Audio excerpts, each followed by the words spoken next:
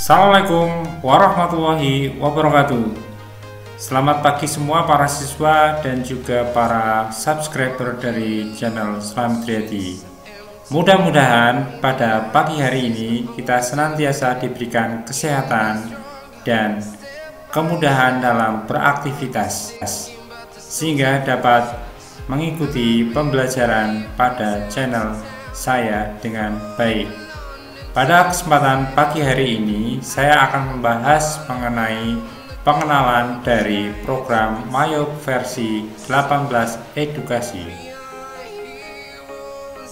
Ada 3 materi yang akan saya sampaikan pada kesempatan pagi hari ini, yaitu sebagai berikut. Materi yang pertama yaitu pengantar Mayop, yaitu penamaan Mayop, fungsi program Mayop, dan negara asal program Mayop. Yang kedua yaitu cara kerja program Mayop Accounting, yaitu menjelaskan prosedur pengerjaan akuntansi pada aplikasi program Mayop Accounting versi 18 edukasi. Dan materi yang ketiga yaitu pengenalan program Mayop, yaitu mulai dari membuka program Mayop, menu utama yang terdapat pada program Mayop, dan pengenalan 8 fungsi modul yang ada pada program Mayop yang harus diketahui untuk memudahkan pengerjaan akuntansi pada program Mayop.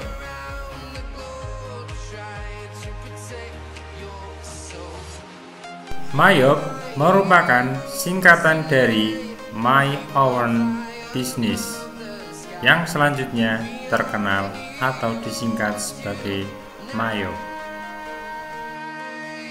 Mayop merupakan salah satu program pengolah data akuntansi secara komprehensif. Ada beberapa aplikasi pengolah data yang sejenis, antara lain Accurate, Zahir, This Easy Accounting atau DEA, dan software lainnya. Mayop merupakan software yang berasal dari negara Australia dan dikembangkan juga di negara Amerika, sehingga pada program Mayop terdapat gaya Australia atau Australian Style dan gaya Amerika atau American Style. Untuk dapat mengoperasikan aplikasi Mayop Accounting dengan baik, terlebih dahulu kita harus memahami akuntansi secara manual dan juga prosedur pengerjaan pada program Mayop sebagai berikut. Adapun prosedur dari pengerjaan dengan aplikasi Mayop Accounting secara umum ada 5, yaitu sebagai berikut. Yang pertama yaitu membuat data atau setup database. Proses pembuatan setup database terdiri dari pembuatan file, menyusun chart of account atau daftar akun, membuat kode pajak, mengatur setup link account, membuat item list, dan membuat file kartu yang terkait dengan transaksi yang akan terjadi. Yang kedua yaitu mengentry saldo, yang terdiri dari entry saldo awal neraca atau neraca saldo, saldo buku besar pembantu yaitu buku besar pembantu utang, buku besar pembantu piutang, dan buku besar pembantu persediaan. Yang ketiga yaitu entry transaksi, yaitu mengentry seluruh transaksi yang terjadi pada perusahaan pada berbagai modul Mayop. Yang keempat yaitu mengentry transaksi penyesuaian pada modul Mayop sebelum dilakukan pencetakan atau penyajian laporan keuangan. Yang kelima yaitu mencetak laporan keuangan yang dibutuhkan ataupun data-data lainnya yang dibutuhkan. Laporan dapat dicetak dengan berbagai bentuk, PDF, Excel, ataupun cetak langsung ke dalam printer. Setelah tahap penyelesaian laporan keuangan, selanjutnya Mayop akan kembali kepada langkah ketiga, yaitu melakukan pencatatan transaksi untuk melanjutkan periode selanjutnya. Begitu seterusnya siklus akuntansi yang terjadi pada aplikasi program Mayop Accounting. Untuk membuka program Mayop ada beberapa cara. Dalam hal ini saya akan memberikan 3 contoh. Yang pertama yaitu dengan cara menekan double klik pada icon desktop program Mayop seperti ini.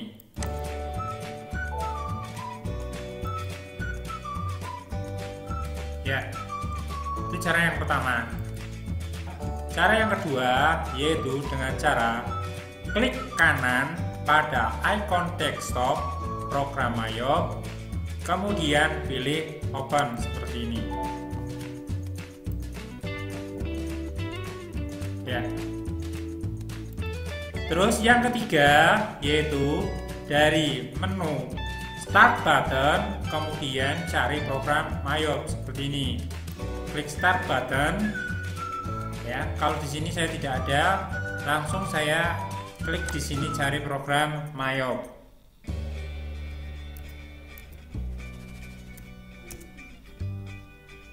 Ya, seperti ini.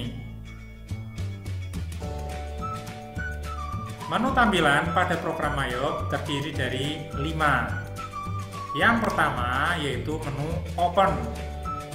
Menu Open digunakan untuk membuka file program Mayop yang sudah kita buat sebelumnya.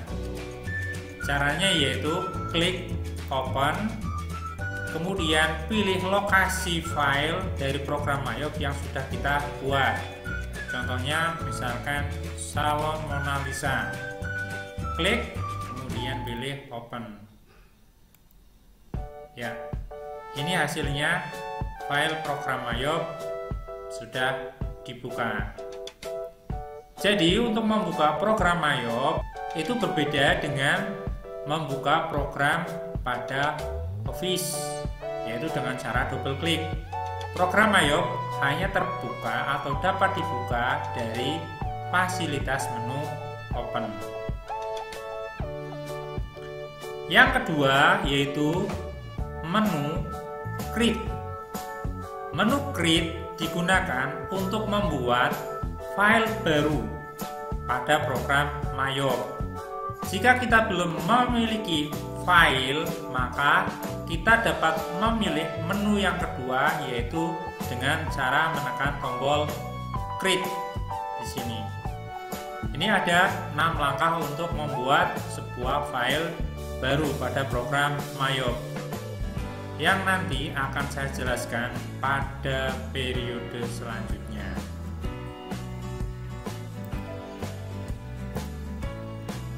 Yang ketiga yaitu menu Explore. Menu ini digunakan untuk menjelajahi contoh kasus atau sampel kasus yang diambilkan dari sebuah perusahaan. Dalam hal ini, Mayop Accounting memberikan contoh sampel kasus pada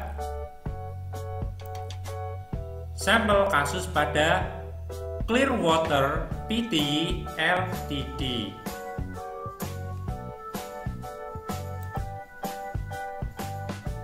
Ya, jelas ya. Selanjutnya yang keempat yaitu menu What is new in this version. Menu ini menampilkan fitur, tampilan, atau upgrade program pada versi ini jika dibandingkan dengan versi sebelumnya.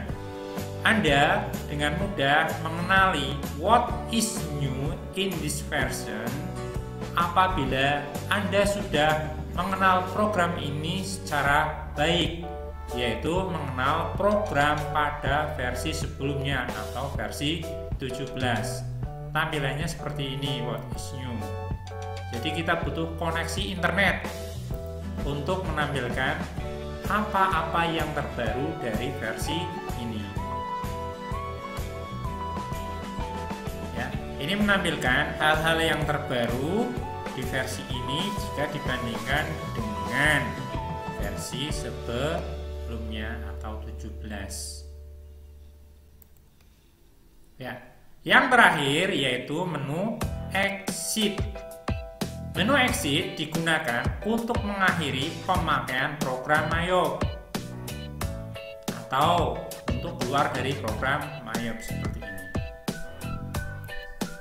Selanjutnya kita akan membahas tampilan dari fasilitas atau modul pada program Mayop. Ya, untuk mengetahuinya kita harus masuk kepada program Mayop.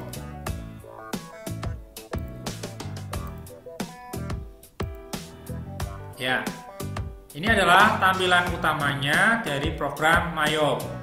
Pada program Mayop ada 8 modul. Yang pertama yaitu modul account, modul banking, modul sales, modul time billing, modul purchase, modul payroll, modul inventory, dan modul card file.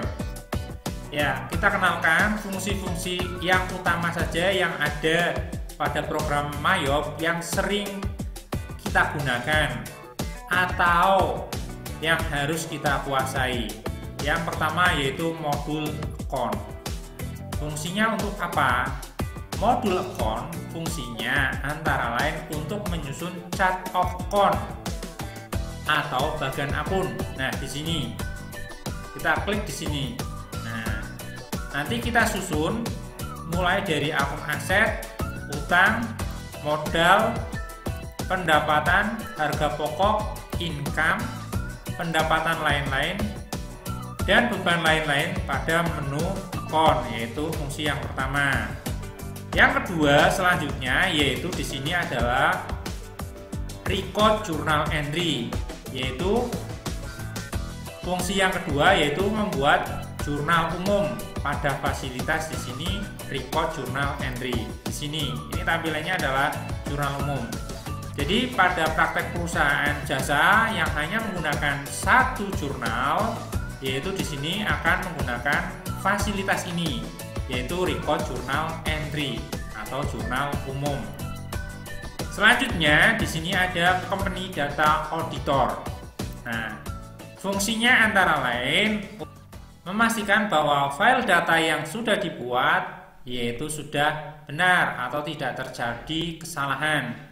Caranya cukup mudah, yaitu di sini dengan menekan tombol verify untuk melakukan pengecekan seperti ini. Nah, ini ya, ini tidak ada kesalahan data ditemukan. Nah, ini juga bisa untuk melakukan backup file dan lainnya. Ya, fungsi berikutnya antara lain di sini adalah transaction journal. Fungsi transaction journal itu hampir ada di setiap modul jurnal, yaitu menampilkan jurnal yang sudah dibuat. Ini diklik di sini, ini terkoneksi dengan jurnal di modul lain di sini. Ya. Caranya yaitu kita menyeting jurnal yang akan dimunculkan atau ditampilkan, yaitu date from, itu mulainya, sampai ini to. Jadi misalkan kita menyeting jurnal dari 1 Januari sampai dengan jurnal 31 Januari, maka diisikan di sini 1 Januari 2021 sampai dengan 31 Januari 2031. Perlu diingat bahwa jurnal yang muncul ini adalah jurnal yang ditampilkan pada batas rektangel tersebut. Modul yang kedua yaitu modul banking. Fungsi dari modul banking yang harus kita ketahui antara lain, yang pertama adalah fasilitas spend money. Dalam akuntansi manual, spend money diartikan sebagai jurnal pengeluaran kas. Jadi, spend money digunakan untuk mencatat seluruh transaksi pengeluaran kas dari perusahaan. Contohnya, misalkan membayar hutang, kemudian membayar beban gaji, membayar biaya-biaya yang terjadi di perusahaan, dan lain-lainnya. Yang kedua yaitu fasilitas receive money, yaitu fasilitas dari modul banking yang digunakan untuk mencatat seluruh penerimaan uang dari perusahaan, seperti menerima pelunasan piutang dari pelanggan, menerima pendapatan jasa secara tunai, ataupun transaksi penerimaan kas yang lainnya. Berikutnya yaitu menu reconcile account.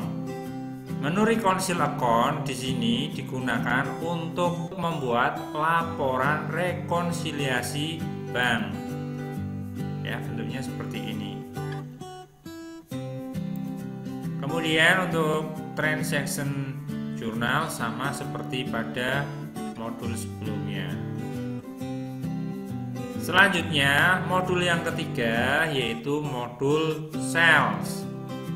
Ya, ada beberapa fungsi yang harus diketahui dari modul sales, antara lain di sini.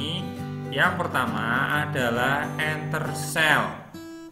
Enter cell digunakan untuk mencatat seluruh transaksi yang berkaitan dengan penjualan, ya, mulai dari permintaan, pembelian, kemudian order atau pesanan penjualan, sampai dengan pembuatan faktur, baik penjualan secara tunai atau penjualan secara kredit. Di sini yang membedakan bahwa untuk penjualan tunai atau kredit adalah pada kolom pay today atau yang dibayar hari ini. Jika total harga faktur sama dengan pay today, itu artinya penjualan dilakukan secara tunai.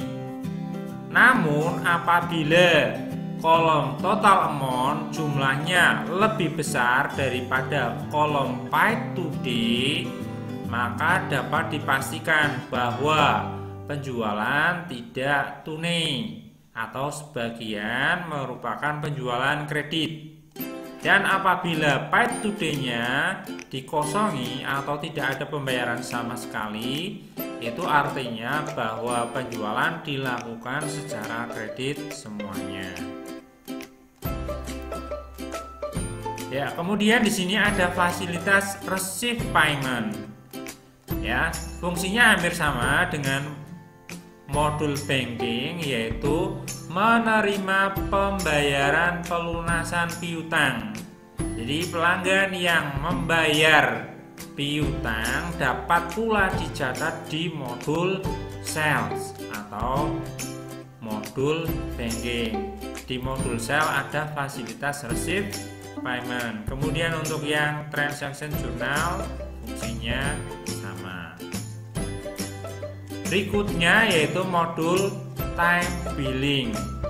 Nah, pada modul time billing secara umum digunakan untuk mencatat transaksi yang tagihannya berdasarkan waktu.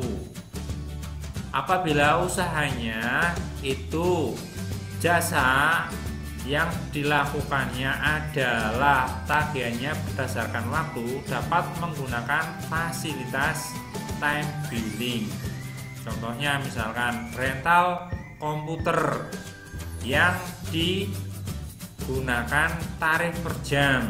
Nah, misalkan di sini berarti kalau 1 jam 4.000, 2 jam 8.000 dan seterusnya.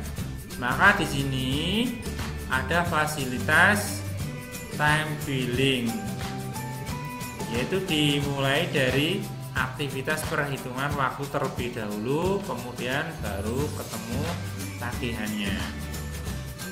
Ya, selanjutnya modul yang kelima yaitu modul purchase atau modul pembelian. Fungsinya sama dengan pada modul penjualan. Di sini ada enter purchase, yaitu fasilitas dari modul purchase yang digunakan untuk mencatat pesanan pembelian atau order pembelian sampai dengan faktur pembelian, baik pembelian secara tunai, pembelian secara kredit. Yang membedakan adalah pada pengisian kolom paid today-nya, seperti yang sudah dijelaskan pada modul sell. Ya, di sini baik modul sell maupun modul purchase, di sini ada purchase register maupun sell register, yaitu fungsinya untuk menampilkan seluruh transaksi dari pembelian, yaitu sejak quotes, order, open bill, itu adalah faktur yang belum dilunasi, return and debit itu mencatat transaksi retur, kemudian close bill di sini digunakan untuk mencatat faktur-faktur yang sudah dilunasi. Kalau all purchase terdiri dari semua ini. Ya, berikutnya di fasilitas modul purchase ada pay bill, yaitu pembayaran pelunasan hutang atau pembayaran kepada pemasok. Di sini seperti modul yang lain ada transaction journal, yaitu untuk menampilkan jurnal yang sudah dibuat. Selanjutnya di sini adalah modul payroll yang keenam. Pada Mayo versi 18 Education, untuk fasilitas payroll ini dimatikan. Nah, fungsinya di sini kalau yang pada Premier, Mayo Premier ini adalah digunakan untuk mencatat administrasi penggajian, mulai dari perhitungan gaji sampai dengan pembayaran gaji, yaitu proses pembayaran gajinya di sini. Ya, untuk transaction journal juga sama. Selanjutnya modul yang ketujuh yaitu modul inventory. Ya, yang harus diketahui pada fungsi modul inventory yang pertama adalah item register, sama untuk mencatat, menampilkan seluruh transaksi yang terkait dengan persediaan barang dagangan. Nah, yang perlu diketahui di sini adalah item list. Di sini adalah fasilitas yang digunakan untuk membuat item barang atau jasa yang akan dijual. Misalkan item barang yang dijual ini adalah item barang yang dibeli, dan ini adalah item barang yang dicatat dalam persediaan. Ya, yang kedua yaitu di sini ada adjust inventory, yaitu untuk mencatat transaksi penyesuaian persediaan, baik persediaan awal maupun persediaan akhir. Kemudian di sini ada set item price, yaitu untuk mengatur harga dari persediaan. Count inventory untuk menghitung perhitungan persediaan secara manual untuk proses penyesuaian. Di sini ada build item, yaitu untuk merakit persediaan ya menjadi suatu barang. Di sini ada fasilitas juga auto build item. Kemudian selanjutnya ada transaction journal. Di sini untuk menampilkan transaksi jurnal yang sudah dibuat seperti modul yang lainnya. Kemudian modul yang terakhir atau ke-8 adalah card file atau file kartu. Nah, card file fungsinya antara lain yang pertama membuat data terkait dengan customer, yaitu para pembeli atau pelanggan dari perusahaan kita, membuat data dari supplier atau pemasok barang yang kita perjualbelikan.